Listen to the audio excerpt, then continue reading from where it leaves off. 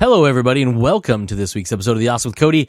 As usual, I'm your host, Cody, and today we're continuing April's theme of awesome sci-fi movies, or whatever the hell I called this thing last week when I was talking about it. So anyways, this week I'm talking about Upgrade. If you guys haven't seen this movie, Upgrade is a movie from 2019, written and directed by Leigh Whannell. I've talked about him before on here. He's the guy who just recently wrote and directed the newest Invisible Man movie. He's also the co-creator of the Saw franchise. Him and James Wan created the Saw franchise as a short film for a project for film school, I believe, and then proceeded to make it into a motion picture. But yeah, it's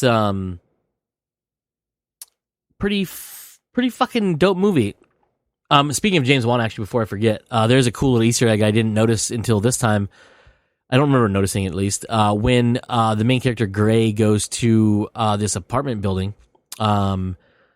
he's looking in the directory, little buttons to call the person, and there's one that says W. Wan, which is James Wan, J. Wan, I should say, which is a Easter egg for James Wan, I'm guessing, or just a random thing that threw in there, but I'm gonna guess it's a Easter egg for him. Well, that's the apartment he lives in. I think he'd afford something better after making all them movies and stuff.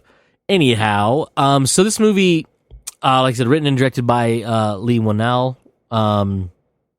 It's produced by Blumhouse, as well as many other companies, but the big company was Goalpost Pictures and Blumhouse Productions. In this movie, you have by the way, I mean, I tell you who James Whannell is. I don't have to go over his Leigh Whannell. Sorry, not James Whannell. Leigh Whannell is he's done a few things. So Saw 1 through 3 he wrote. He did Dead Silence, Insidious, all three of them. He directed the third one. He wrote the Last Key, which is the fourth one, or a spin-off movie. I can't remember which one it was. He did Upgrade, and then he did Invisible Man. And he's executive produced all of the Saw movies, including the new one coming out hopefully sometime this year, which is called Spiral, from the Book of Saw. Acting wise, he's been in a lot of different things, background stuff mostly, but a lot of stuff.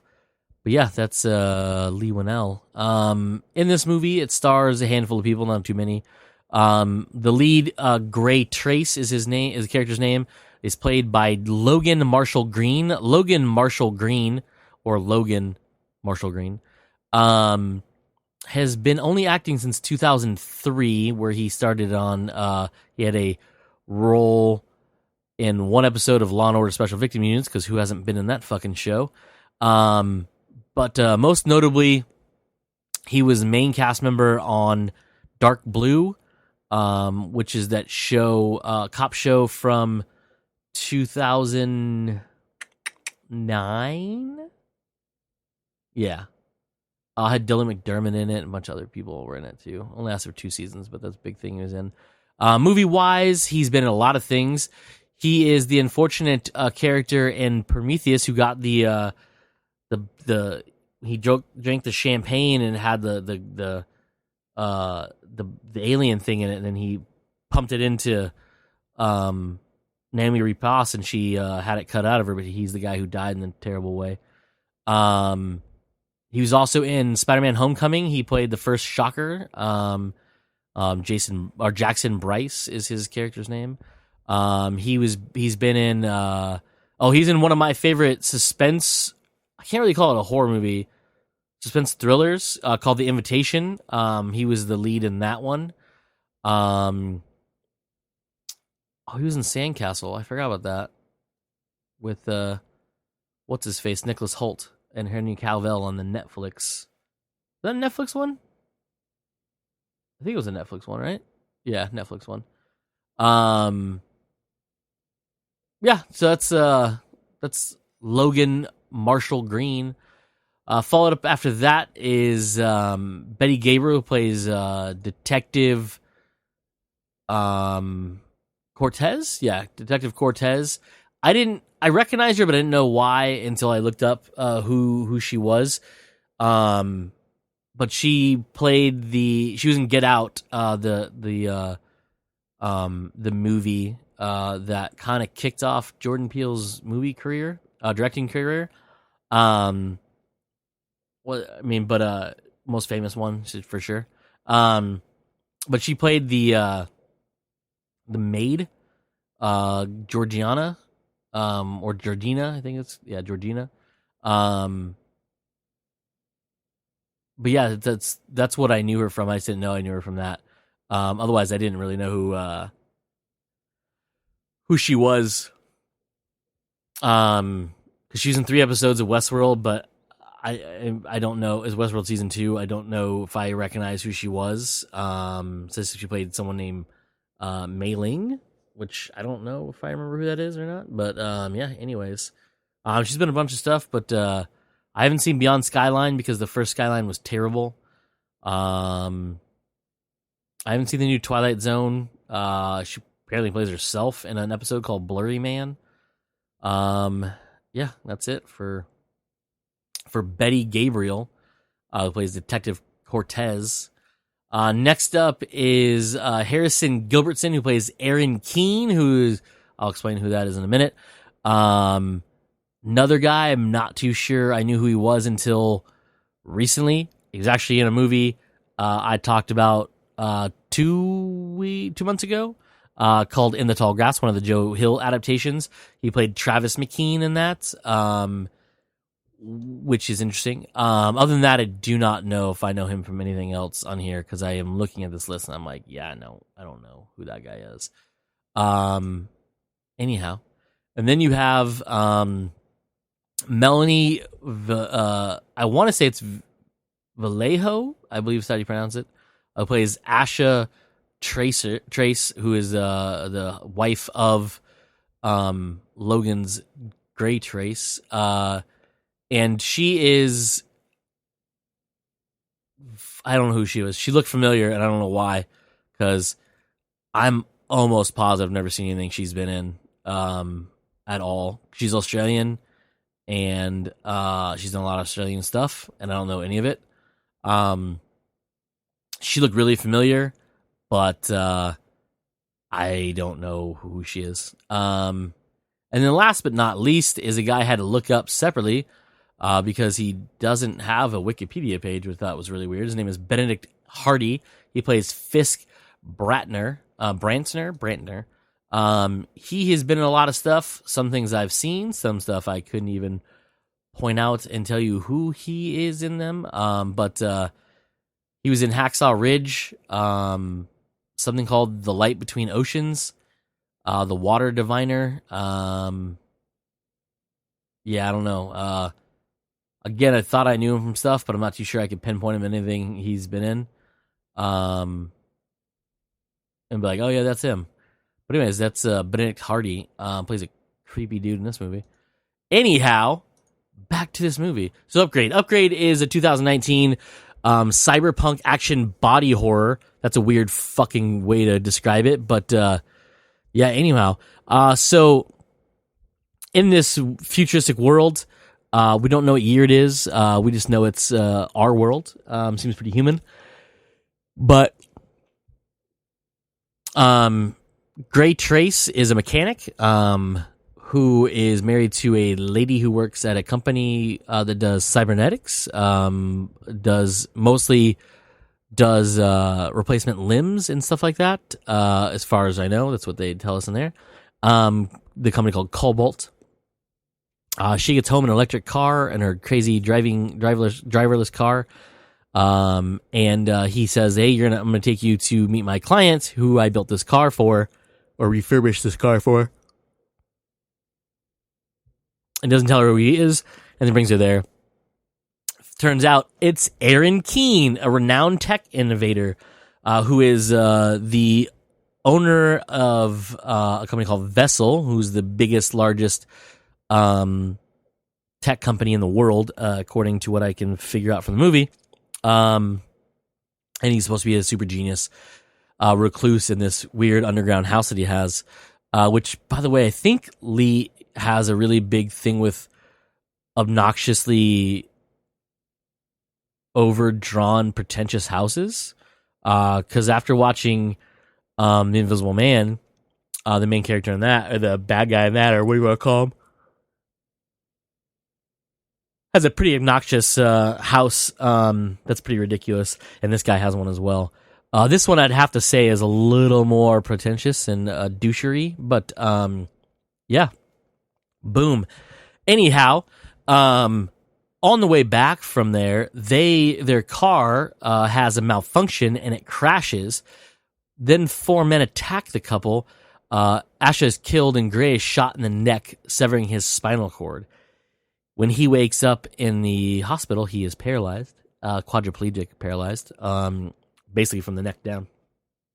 And he's not really happy with his life because he was a very computer-less person. He was very happy with not having to deal with computers. And now computers are running his world because he can't move below his chin. So he has to rely on the automated assistants in his home to feed him and give him his medicine because he can't do it himself. He has some pretty dark days. He then tries to commit suicide by injecting and overdosing on his medicine, but the computer won't let him do it, and he just passes out. And when he wakes up in the hospital, he is visited by Aaron. Aaron then tells him, hey, I know your life sucks right now, but I have this thing called STEM. Remember that chip I showed you when you and your wifey wife were at my house? Well, that thing can make you walk again. So, he agrees to it after a little while, and then he gets it, and then he wakes up, and he's able to move his hand, and he was able to walk, he's able to run, his body's back to normal. Then, when he's at home and he's drinking, all of a sudden a voice pops up in his head, and he doesn't know who it is, and it's STEM. It's the computer chip that's in his neck that's running his body, and so STEM explains to him that he wants to help Gray figure out who these people were that killed his wife and attacked him. So they narrow it down. They find the first guy. He goes to his house. His name is Cirque. He finds out that Cirque is an upgrade. He has mechanical implants. One is the gun in his arm. And so they fight. Gray is losing the fight drastically because he's not a trained anything other than the mechanic. And so he asks, Stem says, hey, I can take over, but you have to give me permission. So then he has to ask him for help, so he asks him for help, and he just kicks the living shit out of Cirque. They do a cool thing in this movie with cinematography where after STEM is implanted, Gray is walking, but it's very robotic. It's not very smooth like a human being would be. But when STEM takes over, the camera gets locked on Gray's face, so we're kind of trapped in his movement as well because he does not have full control of when STEM is taking over. So from his point of view, everything's moving around because all he has is his vision. But even then, he's not moving his eyes. So his head is locked in there. So they lock the camera focus on that as they move around. And so the body moves independently of the head's vision and things like that. It's a really crazy way of doing it. But it's cool visual to tell you which person or which entity is running the body at the time. Is either Gray or is it STEM? Well, after that instance, he gets visited by Aaron, who then tells him, "Hey, you can't be bringing your body around because people think you're quadriplegic, and STEM is a secret, and I'm just testing it. But if you get caught, we're all in trouble." So he says, he warns him, if you do it again, I'll have to shut it down. So they have to work in secret. They find the next guy, goes to a bar called Old Bones, which is a pretty cool aesthetic and very looks like it's out of a Crow movie. And he then basically attracts the attention of this next guy by asking the whole bar if they know who this guy is that he just fucking murdered. Oh, by the way, the killing of Cirque is one of the most gruesome things I've ever seen. After beating the shit out of him, hitting with plates and throwing him around, whatever, Cirque comes at him with a knife, and Gray's like, he's got a knife, and then out of nowhere, Stem reaches Gray's arm back, grabs a knife out of the things, and so do we. They're fighting with it. He stabs him in the shoulder, kicks him out, down, grabs it out of his, I think he grabs the one out of the guy's shoulder he just put it in, reaches forward, the guy's trying to hold it, Stem then grabs the hold with Gray's body, holds it, and pulls in and kicks it in, or leans into the back of his head, and it cuts through his jaw and damn near decapitates him. It's pretty fucking gruesome. They show it. It's pretty gnarly. So pretty nuts. So at this bar, he confronts another one of the guys that is supposedly part of it. And Gray and Stem beat the shit out of these guys, murdering at least one of them, if not all of them. Severely cuts up the dude's face. It's pretty gnarly. And then what happens? Oh, then Stem says, "Hey, Aaron's caught on to us. He's going to shut me down. We need to get to this hacker, tell this hacker what to do, and it's going to break the hold that he has on us." So Gray runs there, gets a hold of this, barely makes it. His body starts to shut down, drags himself up the stairs, many flights of stairs, gets there. The hacker does the business. Right then, Fink and another guy show up to get Gray, as well as two people from Vessel's security team getting there to contain them and bring him back to Aaron to stop them from doing what they're doing. And so Stem reboots after being freed from the control of Aaron and helps Gray kick the shit out of these guys. He runs, kills one of the dudes by using his arm gun that he has. It's really cool. So they have a gun planted in their forearm, and there's a loader on their bicep. And what they do is they cock it, they bend their arm, and then when they straighten it out, they can fire it by lifting their hands. Kind of like Spider-Man shoots webs, like that, but instead of touching it, they just kind of extend their hand out, and it has the gas tubes inside their hands. It's a pretty cool little design. And then it fires out of it, so they have a gun in their arm. Pretty cool. Anyhow, so he kills that guy. Fink comes up to him. He's gone, of course. And Gray goes back. The detective has kind of figured things out, is following him, put a listening device in, learns that he's going to do bad stuff. She tries to follow him. He causes an accident on the freeway, stopping her from following him. He ends up going to where Fink lives, confronts them. They get in a fight, and Fink tells him right before he starts the fighting, is like, you're an upgrade like me. I don't want to kill you. We are evolution. We are better than humans. If you work with me, then you can be better as well. Gray doesn't want that. He kicks the shit. They start fighting, and they're trading blows, and Stem can't get a hit in really well because he's Fink is using all his augmented abilities to basically match his moves and everything. And so Gray starts to kind of fight dirty in a way, and then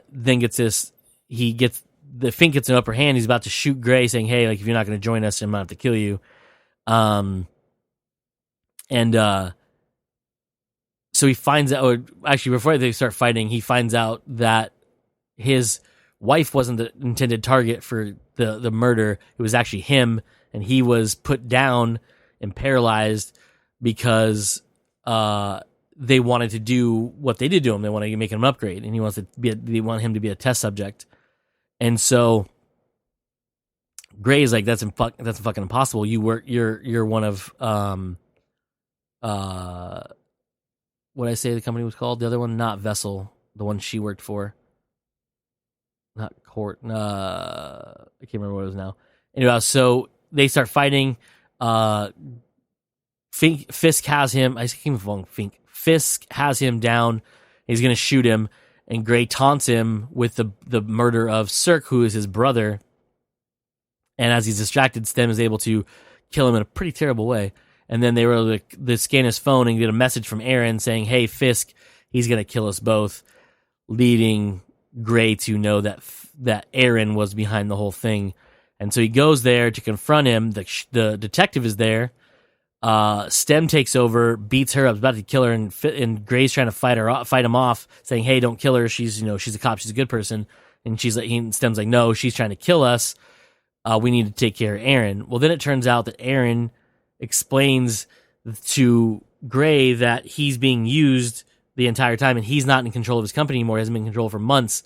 Stem is in control, and he's been telling him to do what he's doing, and he picked Gray as his vessel to upgrade himself to human status versus just machine.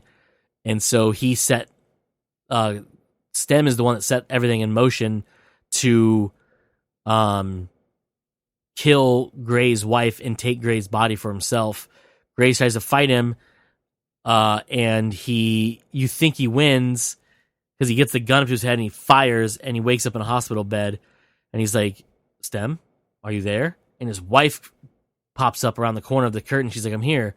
And he's dazed. He's like, I'm not confused. And she's like, "We were in an accident. You've been in a coma for a bunch of days." And you're like, "Holy shit, this was all a dream. They fucking General Hospital us, right?" Then it switches back to Gray's body, and it's now fully control of Stem, and Stem has put Gray's mind into a virtual reality where his wife is alive while he takes over his body. Stem then kills the detective and leaves the house as a full human being. Spoiler alerts, by the way. Boom, that's it. You should watch it because it's amazing. Masterfully created, really good world that they kind of touch lightly on but never really go into. They give you enough to know exactly what's going on in the world. But it's this whole thing of transhumanism, which is basically evolving human beings with technology past biological humans into more of a techno cyberpunk type human being. And that's the whole thing about it, but it's a fucking amazing, and I loved it so much. A hell of a movie to watch no matter what. Amazing on the big screen, but still super fun at home too. And you can watch it I watched it on HBO. Obviously it's available on any digital platform, but if you have HBO or have access to HBO, you can watch Upgrade on there. It is pretty fantastic. Only about an hour in... It's more than an hour and a half, like an hour and 40 minutes, I think. Something like that. So a good chunk of time, but really fun. Goes really real fast. There's no real lulls in it. It's pretty cool. Anyways, that's it for this week's episode, everybody. Next week, let me grab my phone device here real quick with my notes on it. That's a camera, Cody. You don't know how to work stuff. So next week, I'll be talking about Source Code, which is the Duncan Jones movie starring Jake Gyllenhaal. And I'll talk about that next week here on this same podcast, same talk place, same talk time. Again, I'm your host, Cody. And this has been The Awesome with Cody. And like I always say at the end of these, let's be awesome.